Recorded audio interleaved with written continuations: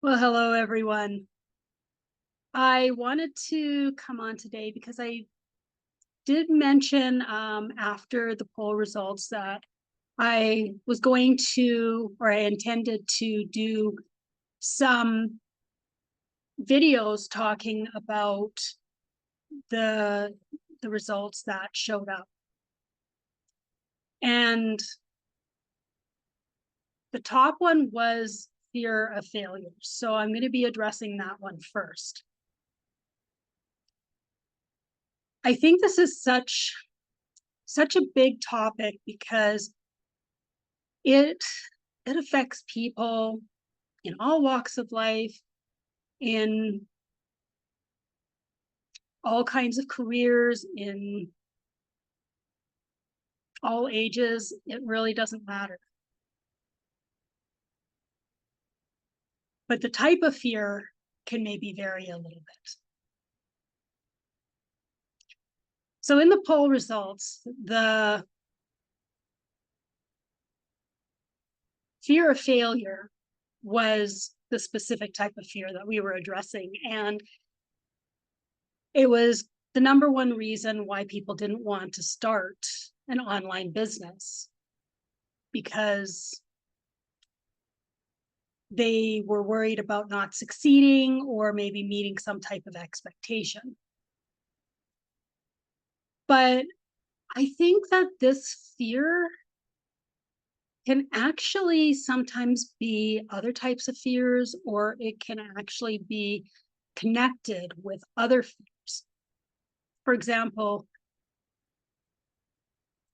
maybe the actual fear is a fear of success.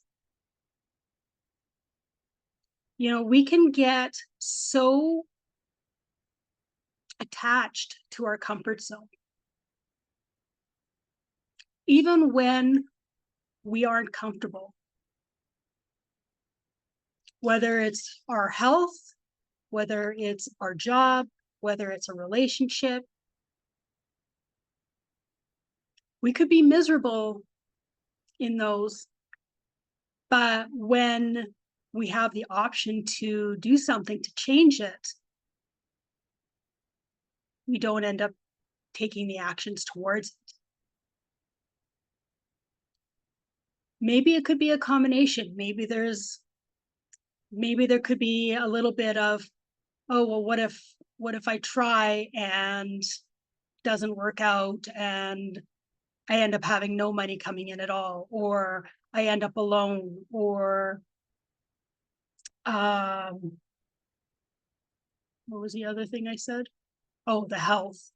Or maybe I'll just gain all that weight back again, or feel tired again all the time and it won't last. Or, we can have these different thoughts that can play around in our head. But the fear of success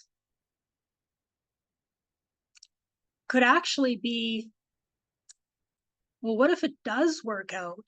And these are usually not conscious thoughts that we have.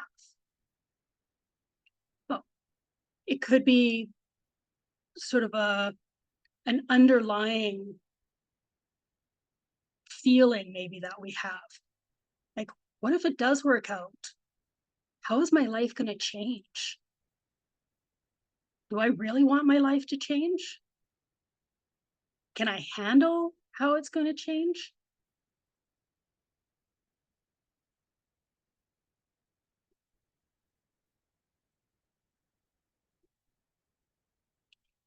But fear of failure could also be tied in with fear of rejection. What if I try and no one's interested? What if I try and people think I'm crazy for doing this? Or the fear of being judged, where we worry about how others are going to perceive or evaluate us. We live in a society where conformity is largely valued, or at least it has been for a very, very long time.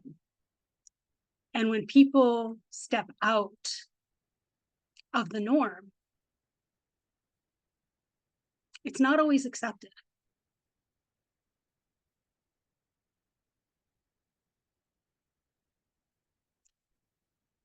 And this can create a lot of emotional challenges around that. And I know I completely relate to that because it's been very difficult for me to try to be myself and try to follow my own path because I was always trying to make my parents happy or proud of me or um, be accepted by certain people, certain groups, or whatever. Um,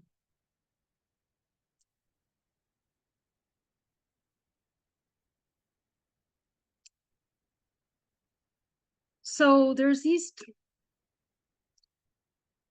different things. There's also the fear of inadequacy. You know, when we try and do something new, we can be afraid that we're not going to be good enough, that it's going to be too difficult, that we're maybe too old to learn a new skill. We're not smart enough to learn a new skill.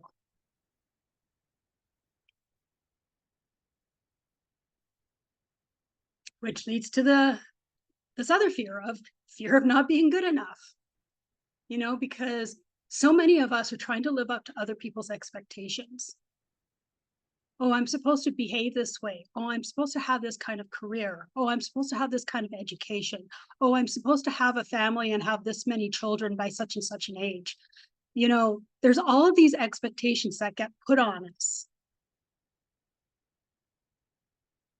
that start when we're really young. And some of us end up getting pressured intensely to follow that path. And there's a very strong risk of rejection for some people. You know, some families will actually cause their children to become outcasts because their children are not following the path that they deem to be the best for them.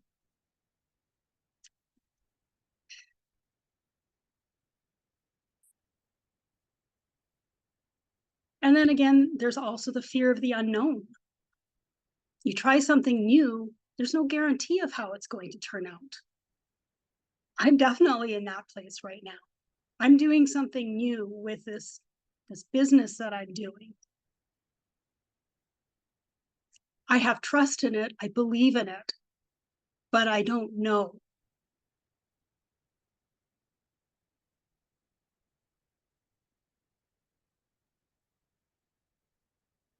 But I know for myself, this is a better option than working in a job where I don't feel valued, where I'm doing work that I don't enjoy, that I'm doing something solely for a paycheck and no other reason. And I'm coming home exhausted at the end of the day. What I'm doing now is by far a better choice for me.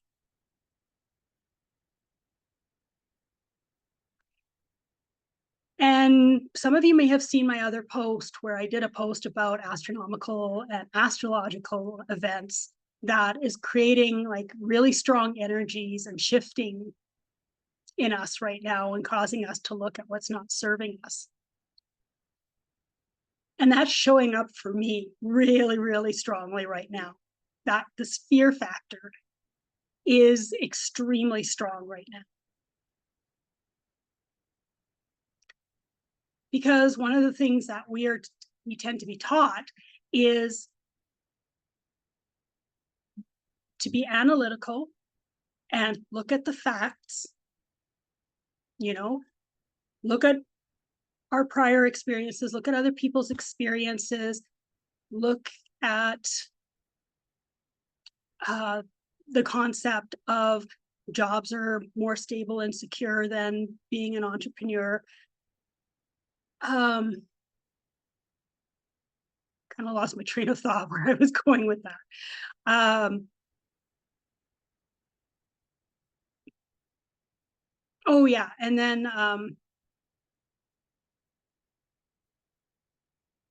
focusing extremely strongly on the outcome. If I want to get here, then I need to do this, da da da da da da da da da da da. And we have to have all of these steps outlined. And we don't end up allowing ourselves to be guided because we can be guided. We have intuition. And I'm still learning to connect with this, but we can allow ourselves to be guided, to take the best actions, make the best choices without always having to rely on the mental facts. That can play a part, but it's better if they work together. And that can be very difficult to do when you're in a very strong place of fear.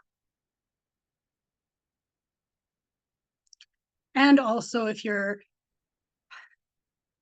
feeling the kind of fear that is connected with lack and scarcity. Many of us have money challenges because we are always feeling a sense of lack or scarcity.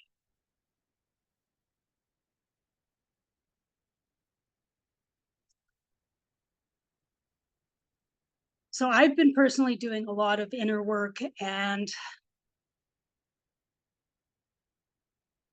addressing these fears that are showing up for myself.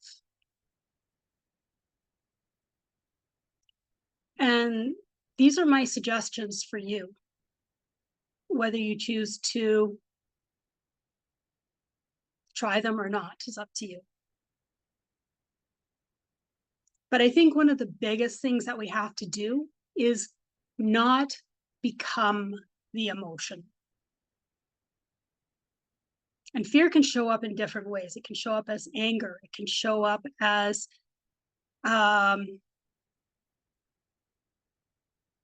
resentment. And I'm not really consider it, or I can't really think of the other ways it shows up. But it can also be like just in our body where anxiety is another form of fear as well. But that's usually based because we're focusing on the future and not on the present moment. We're anticipating what our future is going to be like when we don't actually know. But when we become overly attached to fear, when we become it, we're so caught up in it that we can't even see it anymore.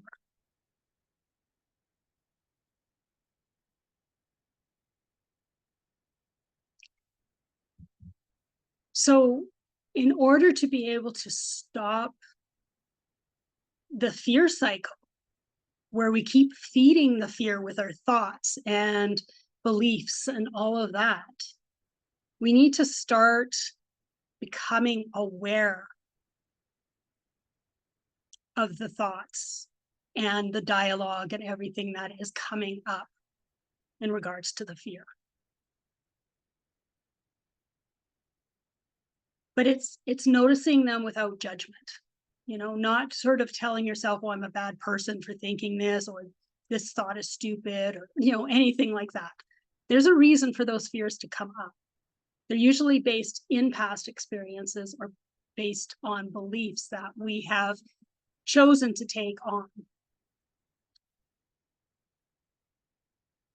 If we can choose to sit with the emotion, truly, truly sit with it,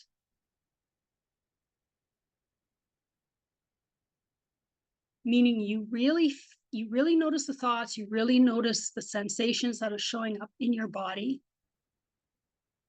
which could be tightness, restriction, stiffness, inflexibility, being like kind of hunched like this, noticing that. And this is what spiritual teachers suggest. treat your emotion like you would a child, where you you honor the emotion, you allow it to be there, you allow it to be validated,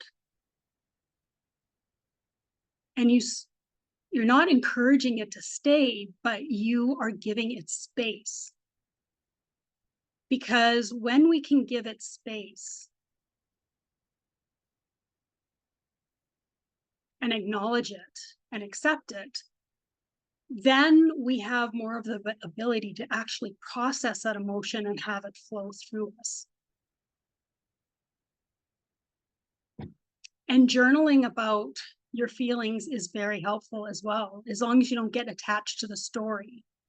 Oh, I'm feeling like this because this and this and this happened in my life, or this happened as to me as a child and stuff like that. And you like get caught up in the story, because that doesn't help, actually. It just perpetuates it. At least that's my belief. I know there are some who say that, oh, you have to like dig deep and really figure out the story to resolve it, but I don't believe that's true.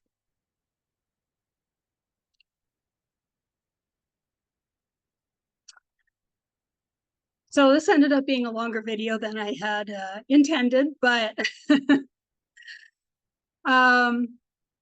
there's all kinds of ways to help deal with our fears. I've done a couple of kundalini practices. I'm not quite sure the correct pronunciation on that. That also help with releasing fear. And one in particular that I did yesterday really caused me to release, and I wasn't really expecting it at all. So, if you want to know what that practice is, or know more about Kundalini, let me know in the comments, and I will share that particular practice and a little more information.